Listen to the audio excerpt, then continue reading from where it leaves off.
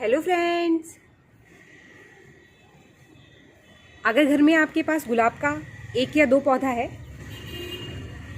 और आपके पास बाहर का कोई कंपोस्ट या फर्टिलाइज़र घर में नहीं है, तो बहुत ही आसानी से आप घर में ही कुछ वेस्ट चीज़ें हैं जिनको हम फेंक देते हैं, उनका इस्तेमाल करके आप अपने गुलाब की पौधे की फ्लावरिंग को बहुत ही बढ़िया कर सकते हैं।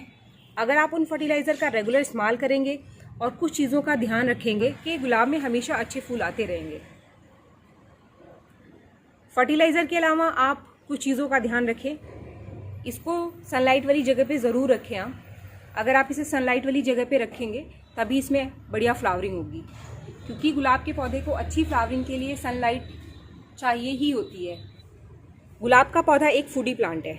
अगर आप टाइम टाइम पर इस पर फर्टिलाइज़र देते रहेंगे तो ऑल द टाइम इसमें अच्छी फ्लावरिंग होती रहेगी। गुलाब की मिट्टी को एसिडिक सॉइल पसंद है, तो आज हमारे पास एक ऐसा ही फर्टिलाइज़र है जिसका इस्तेमाल करने से गुलाब की ग्रोथ बहुत ही अच्छी हो जाती है और इसकी जो मिट्टी है इसका नेचर भी एसिडिक हो जाता है। तो एक ऐसा फर्टिलाइज़र जो कि हम फेंक देते हैं और हमारे किचन में ये है। अगर आपने घर में गुलाब के 2 या 3 पौधे लगा रखे हैं और आपके पास घर में मार्केट का कोई भी कंपोस्ट या फर्टिलाइज़र नहीं है, तो आपके घर में जो चाय की पत्ती निकलती है आप उसे कभी भी ना फेंकें। आप उसको छानकर धूप में सुखा लीजिए।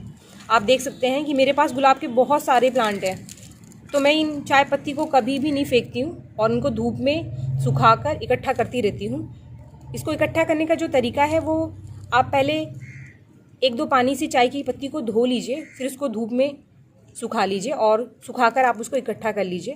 और इसका इस्तेमाल आपको हर 10 दिन में एक बार अपने गुलाब के पौधे की मिट्टी में करना है।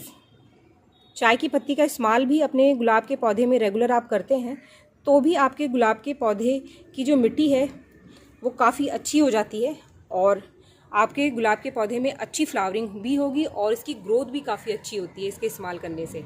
इसको इस्तेमाल करने से पहले आप मिट्टी की हल्की सी गुड़ाई कर लीजिए। आप अपने गुलाब के पौधे की मिट्टी की थोड़ी सी गुड़ाई कर लीजिए और गुड़ाई करने के बाद जो है 2-3 मुट्ठी आप इसको भर के डाल दीजिए इसमें।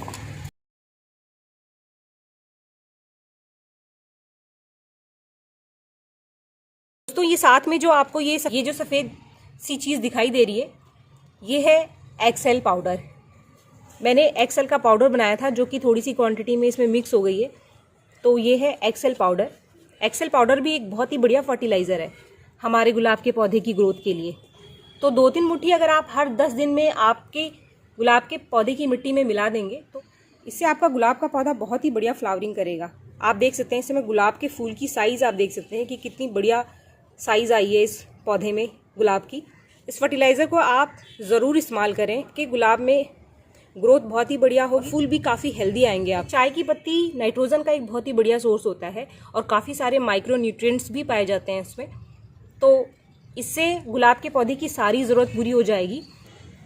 इसके साथ ही चाय की पत्ती में टैनिक एसिड पाया जाता है जो कि चाय की पत्ती का नेचर एसिडिक बना देता है और हमारे गुलाब के पौधे को अच्छी ग्रोथ के लिए, अच्छी फ्लावरिंग के लिए एसिडिक सॉइल बहुत पसंद है। इसके साथ ही एक और फ्री फर्टिलाइज़र है हमारे पास, वो है बनाना पील लिक्विड फर्टिलाइज़र।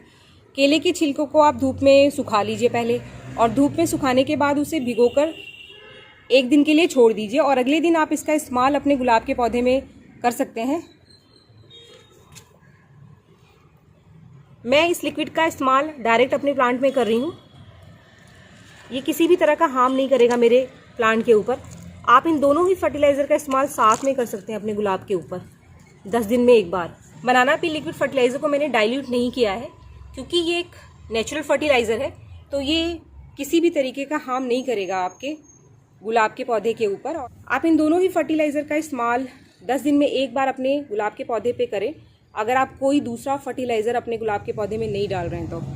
लेकिन आपने अगर कोई और फर्टिलाइज़र अपने गुलाब के पौधे में डाला है तो एक साथ काफ़ी सारे फर्टिलाइज़र का इस्तेमाल ना करें। आप थोड़ा सा पेशेंस रखने की ज़रूरत है आपको।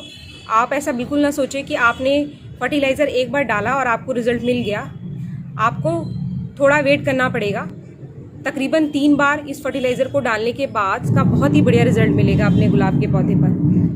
तो जैसे ही आपके पौधे में कोई गुलाब का फूल सूख जाता है, ये जैसे कि मेरा ये फूल अब सूख गया है, तो इसको आप इस तरीके से हाथ से तोड़कर ही निकाल दीजिए। अगर आप चाहते हैं कि आपके गुलाब के पौधे में रेगुलर फ्लावरिंग होती रहे, यहाँ से मैंने इन तीनों ही जगहों से फूल को पिंच करके निकाल दिया था। तो आप देख सकते हैं कि नई 3 ब्रांचेस निकलने वाली है। इस पर बडिंग भी स्टार्ट हो गई है, इस पर बड आना भी शुरू हो गया है। एक और बहुत इंपॉर्टेंट चीज़, ग्राफ्ट नोड के नीचे से कोई ब्रांच निकल कर आ रही है। जैसे कि आप ये देखिए, मेरे ये ग्राफ्ट नोड के नीचे से ब्रांच निकल कर आ रही है और ये है सकर ब्रांच यानी कि जंगली ब्रांच। तो आप इसको डेफिनेटली कट करके निकाल दीजिए, वरना ये आपके प्लांट का सारा न्यूट्रिशन ले लेगा और फ्लावरिंग ना के बराबर होगी आपके गुलाब के पौधे में। गुलाब के पौधे में एक बहुत ही ज़रूरी चीज़ है जिसका ध्यान रखना बहुत ज़रूरी होता है, वो ये है कि इसमें फंगस बहुत जल्दी लगता है। गुलाब का पौधा एक बहुत ही सेंसिटिव प्लांट है और इसमें कीड़े और फंगस बहुत जल्दी लग जाते हैं।